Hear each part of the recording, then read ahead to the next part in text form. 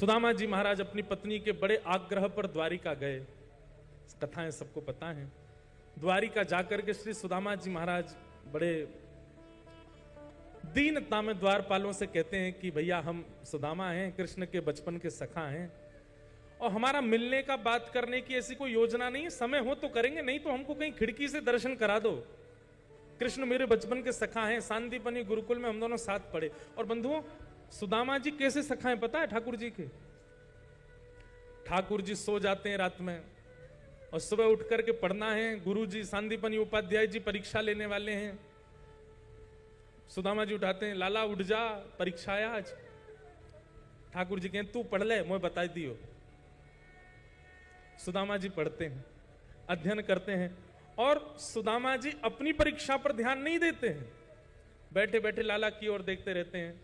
जैसे ही प्रश्न जो गुरुजी ने लिख करके दिए हैं, उन प्रश्नों में कोई कठिन प्रश्न आता है तो ठाकुर जी इशारा कर देते हैं, चौथा बता दे। तो फिर सुदामा जी, अब इससे कोई इन्फ्लुएंस मत हो जाना, ठाकुर जी भी तो चीटिंग करते थे। ये ठाकुर जी को कोई ज्ञान की आवश्यकता, वो ज्ञान के भंडार हैं, वो तो लीला कर रहे हैं सुदामा जी के साथ। सुदामा जी ऐसे सखा हैं ठाकुर जी के, घनिष्ठतम। जितने दिन ठाकुर जी सांदीपनी विद्यालय में रहे, एक भी दिन ठाकुर जी ने अपनी थाली में भोजन नहीं किया। सुदामा जी की में करते हैं, और सुदामा जी से कहते हैं, देख मैं अभी व्रत छोड़ के आया हूं सुदामा। बोले तो मोए अपने हाथ ते पानो ना आवे, यशोदा मैया अपने हाथ ते पवावे, अब यहां मैया तो है ना, तू पवा दे। तो सुदामा जी पवाते हैं ठाकुर जी को, सुदामा जी खिलाते। ऐसे सखा हैं सुदामा जी। अब कई बातें ऐसी हैं, वो मंच से बोलने में अलग अलग ढंग में ले जाते हैं, पर इतनी घनिष्ठता है ठाकुर जी और सुदामा जी की कि सुदामा जी और ठाकुर जी जब वस्त्र धुलते हैं अपने, तो ठाकुर जी धुलने बैठते हैं, गुरु जी देखते हैं, क्योंकि बच्चे सब गुरुकुल में तो सब करते हैं बच्चे, तो गुरु जी ध्यान भी रखते हैं सब करें अपने आप। ठाकुर जी अपने वस्त्र लेके आते हैं धोने, गुरु जी जैसे आगे जाते हैं तो ठाकुर जी के वस्त्र भी सुदामा जी धो देते। तू बैठ जा लाला, तू मत कर, मैं धो दूंगा, और बढ़िया धो देते हैं। कभी कभी सुदामा जी के निजी अंग वस्त्र जो हर कोई नहीं पहनता, ठाकुर जी पहन के भाग जाते हैं। सुदामा जी कहते हैं लाला जी अच्छी बात ना है, वो निजी वस्त्र है, वो भीतर को वस्त्र है, वो तो सबको धारण ना करना चाहिए। ठाकुर जी, अरे तू तो मेरा सखा है, तो हम दोनों तो पहन सके। ऐसे सखा है सुदामा जी, ऐसे सखा श्री सुदामा जी महाराज। और द्वार पर आकर के एक बार भी किसी को ये नहीं बोल रहे हैं कि मैं इतना घनिष्ठ हूं। मेरी कहीं दीन दशा देख करके कोई कृष्ण पर प्रश्न ना उठा ले कि इतने घनिष्ठ सखा हो तो तुम्हारी ये स्थिति क्यों है। कहीं मेरी अवस्था, मेरे वस्त्रों को देख करके मुझ पर तो दया आएगी, लेकिन एक प्रश्न भी तो उठेगा, इतने घनिष्ठ हो श्री कृष्ण के और तुम्हारे ऊपर ये इतनी दया भी नहीं करी ठाकुर जी ने। इसलिए सुदामा जी किसी को नहीं बताते, बस इतना कहते हैं हम दोनों सखा। आजकल के लोग, पड़ोसी के यहां चाय पी के चला गया प्रधानमंत्री, अपना ढिंडोरा पीटते। हमारे यहीं तो आए थे, यहीं पे ही बैठे थे, हमारे द्वार पे बैठ के गए, मैंने ही मठरी दी थी उनको जबरदस्ती। हम लोग बड़े संबंधों के प्रचार करने में दुगना तिगुना करके बोलते हैं, और एक सुदामा जी हैं जिन्होंने अपनी पत्नी को वर्षों तक नहीं बताया कि श्री कृष्ण मेरे सखा हैं। भैया एक बात कहें,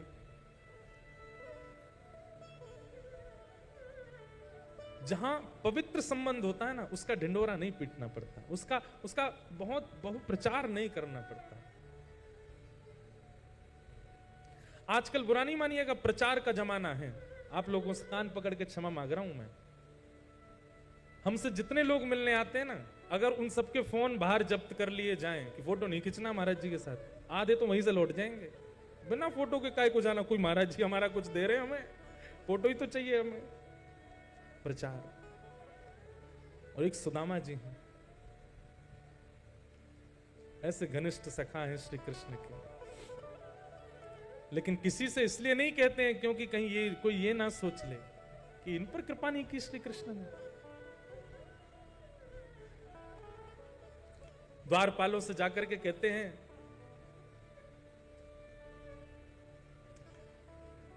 मेरे सखा हैं बचपन के श्री कृष्ण, हम दोनों सांदीपनी गुरुकुल में पढ़े थे साथ में। तो द्वारपाल थोड़े से व्यंग में हंस जाते, अच्छा हाँ आपके संग ही पढ़े होंगे ठाकुर जी।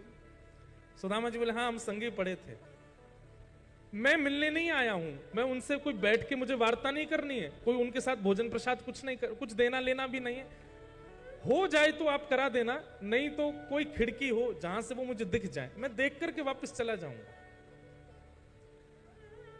कहीं कहीं कहते हैं द्वारपालों ने धक्का दे दिया, द्वारपालों ने भगा दिया, ऐसा नहीं हुआ। भगवान के द्वारपाल हैं, वो ऐसा नहीं कर सकते। द्वारपालों ने सुदामा जी को बैठाया, पर द्वारपालों को यह विश्वास नहीं था कि ये ठाकुर जी का सखा है। द्वारपाल बोले आप बैठिए, हम देखते हैं कुछ योजना। द्वारपाल भीतर गए, ठाकुर जी प्रसाद पा रहे थे, तो सुदामा जी के सहित कई नगरों के राजा भी आए हुए हैं। द्वारपालों ने जाकर के कहा फलाने देश के राजा आए हैं। भगवान बोले अभी बैठाओ।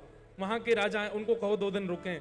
वहां के राजा आए, ऐसे करके सब बता रहे थे। वहां के महंत आए, वहां के पुरोहित आए, आदि आदि सबका बताते हुए ठाकुर जी हम भूल गए बताना, एक ब्राह्मण और आया है। अच्छा कौन है? अपने आप को आपको आपके बचपन का सखा बता रहे हैं, ऐसा कह रहे हैं कि आपके संग विद्यालय में पढ़े संदीपनी गुरुकुल में। लेकिन ठाकुर जी तन की स्थिति तो बहुत दयनीय है उनकी। उनके वस्त्र ना जाने कितनी जगह से तो रफू हुए और तन पे हड्डी इतनी है कि उंगलियों पर गिन लिया जाए।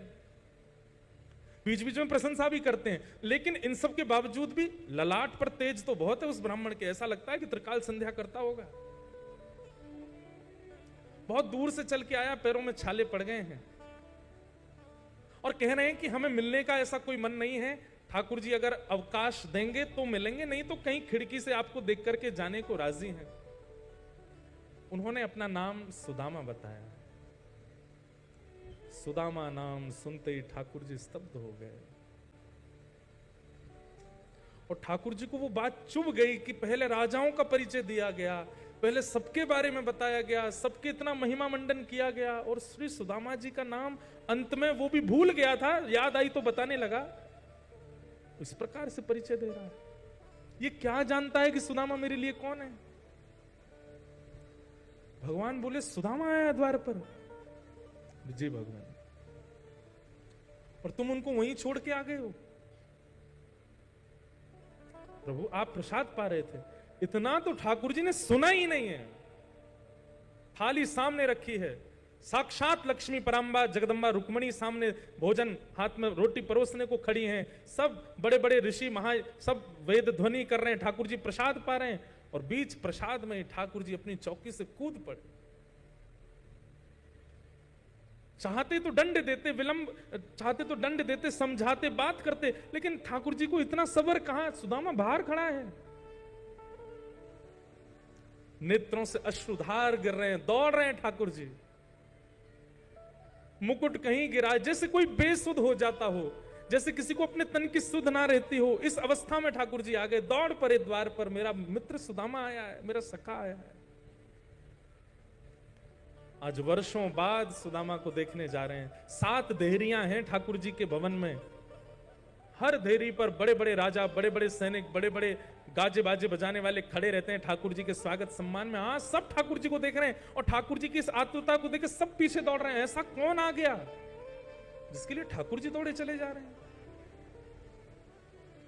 मुख्य द्वार पर पतले दुबले से सुदामा जी कोने में खड़े हैं। ठाकुर जी को दौड़ता आके देख 2-3 लोगों ने तो कोहनी मार के सुदामा जी को पीछे कर दिया। पीछे हटो, ठाकुर जी आ रहे हैं। और सुदामा जी दौड़े दौड़े आए और मुख्य द्वार पर आकर के मानो जैसे आर्तनाद में, करुण पुकार में ठाकुर जी को, मेरा सुदामा कहां है? उस भरी सभा में भीड़ लगी थी द्वार पर। तभी ठाकुर जी देखते हैं कोने में सुदामा जी के सजल नेत्र खड़े। ठाकुर जी ने अंक से भर लिया, मेरे सुदामा आ गए हो, मेरो सुदामा आ गए हो, मेरो सखा आ गए हो। बार बार सुदामा जी के मुखमंडल को देखते हैं, फिर से अपने हृदय से लगा लेते हैं, फिर उनके मुख को देखते हैं, फिर हृदय से लगाते हैं। और सुदामा जी को संकोच हो रहा है। ठाकुर जी के स्पर्श के सुख से वो आनंदित हो रहे हैं, पर इतनी सभा देख के वो संकोच कर रहे हैं कि लाला इतना प्रेम प्रकट मत करे, नहीं तो पर सबरे प्रश्न उठावेंगे। इतना इतना प्रिय सखा और ये दशा में।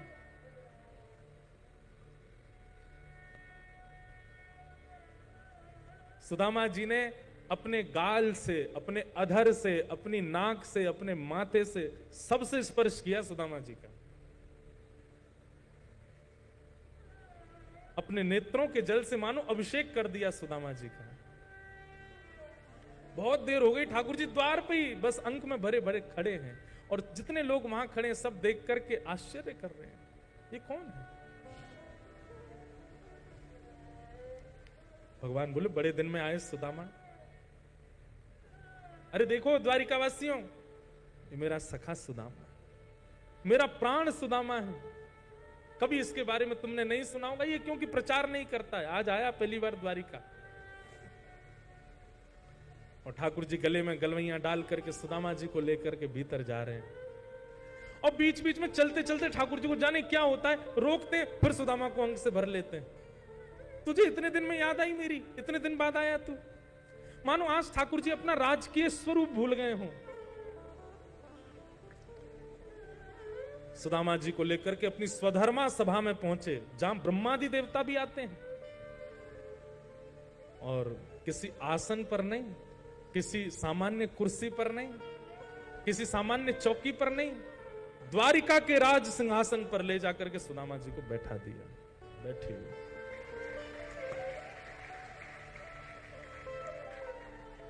सुदामा जी बोले, लाला मैं यहाँ को अधिकारी ना हूं। ठाकुर जी बोले, आपका अधिकार मुझसे अच्छा कोई नहीं जानता, बैठ जाओ चुपचाप, यहीं बैठो। और रुक्मणी जी को इशारा किया, देख क्या जल्दी पात्र लाओ, चरण धोने हैं सुदामा जी के। ठाकुर सुदामा जी बोले, लाला ये सब मत करें, वो बहुत संकोच है। और भीड़ लग गई है वहां पर, और सब आश्चर्य में देख रहे हैं, ऐसा क्या है इस पतले दुबले ब्राह्मण में जिसके लिए ठाकुर जी ये सब कर रहे हैं। सुदामा जी के चरणों को एक परात में पधरा, सुदामा जी रो रहे हैं कि जगन्नाथ साक्षात मेरे चरण में बैठे। देख सुदामा की दीन दशा, करुणा करके करुणा निधि रोए। पानी परात को हाथ छुयो नहीं, नैनन के जल सो पग धोए। सुदामा जी के नेत्रों से अश्रुजल प्रवाहित होने लगा, लेकिन ठाकुर जी के नेत्रों से प्रवाह इतना तीव्र था कि जल लिए रुक्मणी जी खड़ी रह गईं, और ठाकुर जी ने अपने अश्रु जल से सुदामा जी के चरण धो दिए। चरणों की स्थिति देख करके ठाकुर जी इतनी पीड़ा में आ गए, अपने शीश से सुदामा जी के चरण लगाए, और जितना जल एकत्रित हुआ उसको एक पात्र में भर करके ठाकुर जी ने 3 घूंट तो ठाकुर जी ने धारण किए। सुदामा जी रोकने, लाला जी सब मत करे, मैंने पाम भी ना धोए, मैं कितनों दूर से चल के आया हूं। अरे लाला मामे देख रक्त निकल रहा है, मेरी एड़ी फट गई है, ये सब मत करे लाला। ठाकुर जी कह रहे, चुपचाप बैठे रहो, कुछ मत बोलो। ठाकुर जी उसको पान कर, रुक्मणी आदि सब पटरानियों को भगवान ने इशारा किया, सब अंजलि फैला के बैठो, और सबको ठाकुर जी देकर के आए, पान करो। अपने महामंत्री को आज्ञा कर दी, ये बचा हुआ जितना जल है इसको पूरी द्वारिका में छिड़काव करवा, एक कोना भी रहना नहीं चाहिए, मेरी द्वारिका आज पवित्र हो जाएगी सुदामा जी के चरण दल से।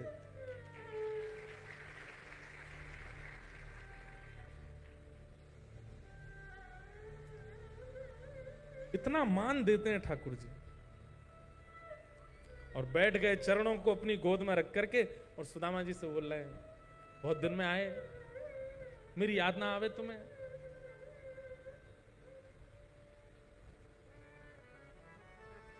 सुदामा जी आपको ब्याह है गो? ठाकुर जी पूछ रहे हैं। सुदामा जी बोले, हाँ लाला है गो। अच्छा मोए ना बुलायो ब्याह में?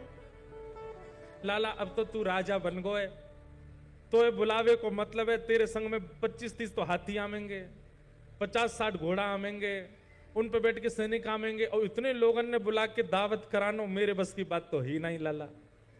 हमारे ब्याह में तो हम दुल्हा दुल्हन ही भूखे रह गए, भोजन की व्यवस्था ही नहीं, ऐसा तो ब्याह है तो कैसे बुला तो लाला? तू बता तेरो ब्याह है वो? ठाकुर जी बोले, कोई और बात करते। नहीं नहीं लाला बता, तेरो ब्याह ना भयो? अरे जे फिर पास में मंत्री खड़े थे, उनसे बोले विद्यालय में मोते यूं कहते, देखियो सुदामा इतने ब्याह करूंगो कि मेरे नगर में मेरी बहू रहेंगी और कोई ना रहेगो, इतने ब्याह करूंगो। मंत्री आदि बोले तो कर भी लिए हैं इन्होंने। सुदामा भी बोले लाला तेरा ब्याह है को? बोले हाँ है को। कहाँ है भाभी, कहाँ है भाभी? ते तो मिलवाने। ठाकुर जी बोले भाभी से मिलोगे? बोले हाँ नहीं मिलवा दे। कहाँ है भाभी? इतनी सारी लुगाई खड़ी है, इनमें तो कौन सी है? बोले बैठो अभी बुलाते हैं। ठाकुर जी ने इशारा किया, आओ सब लाइन से प्रणाम करो। मैं रुक्मणी प्रणाम। अच्छा भाभी जी जय, देवी चर सौभाग्यवती रहो। मैं जामवती प्रणाम, देवी चर सौभाग्यवती। मैं सत्यभामा प्रणाम, मैं कालिंदी प्रणाम, चर सौभाग्यवती रहो। मैं मित्रविंदा, मैं लक्ष्मणा, मैं भद्रा, सब प्रणाम करते करते 500 प्रणाम कर गई सुदामा जी को। सुदामा जी धीमे धीमे ऐसे हो गए, लाला लेके तकिया धर दे यहाँ पे नीचे, हाथ धार को मेरो। ठाकुर जी हाथ के नीचे कोनी के नीचे हाथ लगा के खड़े हैं, लोग करो प्रणाम दो। जब 1000 प्रणाम कर गई सुदामा जी बोले लाला पत्रो दुबरो शरीर में तो पधार जाऊंगो। अच्छा एक बात बता, ये सब अपनी है? ठाकुर जी बोले अपनी है। कितनी और हैं? भगवान बोले 1000 चली गई, अभी 15,108 और हैं। सुदामा बोले लाला तेने इतने ब्याह किए? भैया लाला देख, मैं तो पत्र दुबरो ब्राह्मण हार जाऊंगो, मेरे तो शरीर में ताकत ही ना है। एक काम कर, पत्नी 16,108 हैं, पति तो तू ही अकेला है। बोला पति नहीं हूं, तू प्रणाम कर, मैं तो आशीर्वाद दूं, आजा। और जैसे ही ठाकुर जी ने दंडवत प्रणाम किया है, आकाश में देवताओं के नेत्र सजल हो गए। साक्षात जगन्नाथ जगद्दिहंता जगदाधार सुदामा जी के चरणों में दंडवत प्रणाम कर रहे हैं और ठाकुर जी को आशीष दे रहे हैं। संपूर्ण द्वारिका नगरी के नेत्र सजल हो गए इस प्रेम मिलन को देख करके। सुदामा जी ने उठा करके हृदय से लगाया। ऐसा प्रेमत्व है श्री सुदामा जी का और ठाकुर जी का। सुदामा जी से भगवान बोले भाभी ने मेरे लिए कुछ भेजा होगा। एक पोटली में चावल लेकर के गए थे, वो भी पोटली में फटी हुई थी, चावल भी 4 घर के थे। सुदामा जी को देने में बड़ी शर्म आ रही थी। सुदामा जी अभिमानी नहीं, अभिमान करेंगे किस बात का, और होना भी नहीं चाहिए, लेकिन स्वाभिमानी है सुदामा जी। अपने स्वाभिमान की, और स्वाभिमानी व्यक्ति को होना चाहिए। सुदामा जी को लगे ये सबके सामने नहीं दिखाऊंगा, नहीं तो लोग यही पे प्रश्न उठाएंगे कैसे सुदामा, और अभी भी उठा ही रहे होंगे। ठाकुर जी ने पोटली छीन ली, खोल करके देखा तो 4 जगह के चावल देख करके ठाकुर जी समझ गए एक भी दाना इसके घर का नहीं है। और ऐसी स्थिति में सुदामा कभी शिकायत नहीं करता। भगवान ने एक मुट्ठी चावल खा ली, बोले मैं इंद्र की संपदा सुदामा को देता हूं। दूसरी मुट्ठी चावल खाई, बोले इंद्र की संपदा कम है, मैं तीनों लोकों की संपदा सुदामा को देता हूं। और तीसरी मुट्ठी चावल खा के ठाकुर जी बोले तीनों लोक भी कम है, मैं लक्ष्मी को इसकी दासी बनाता हूं। रुक्मणी जी ने हाथ पकड़ लिया, बोले मैं आपके पास ही रहूंगी, लक्ष्मी को दासी मत बनाओ। लेकिन ये सब बोल करके नहीं कर रहे हैं ठाकुर जी, बस 3 मुट्ठी चावल पा गए। लक्ष्मी जी ने देख लिया, रुक्मणी जी ने देख लिया कर क्या रहे हैं। सुदामा जी बोले लाला अब बहुत विलंब है, क्यों मैं वापस जाऊं? ठाकुर जी बोले जाओ, फिर आ जाओ, आते नहीं हूं, अगली बार भाभी को लेके आई हूं। और श्री सुदामा जी महाराज जैसे ही अपने नगर को निकले, कुछ दिनों बाद जब पहुंचे तो सुदामा मंदिर देख डरे महाराज, वहां तो बड़े बड़े महल खड़े हैं। सुदामा जी बोले भैया यहाँ तो हत्ती मेरी छोटी सी झोपड़िया, कंचन महल खड़े। द्वारपालों से पूछा भैया ये कौन सा नगर है? बोले सुदामा नगरी है। अच्छा, यहां मेरी छोटी सी झोपड़ी थी, वो कहां गई? बोले हमको नहीं पता, हमको तो बने बनाए महल मिले, हम तो बाद में ड्यूटी पे आए यहाँ पे। अच्छा, इस भवन में यहाँ के मालिक जो होंगे उन्होंने मेरी कुटिया कहीं कर दी होगी, उनसे पूछ लो कहाँ हैं। वो हमारे मालिक तो द्वारिका गए हैं।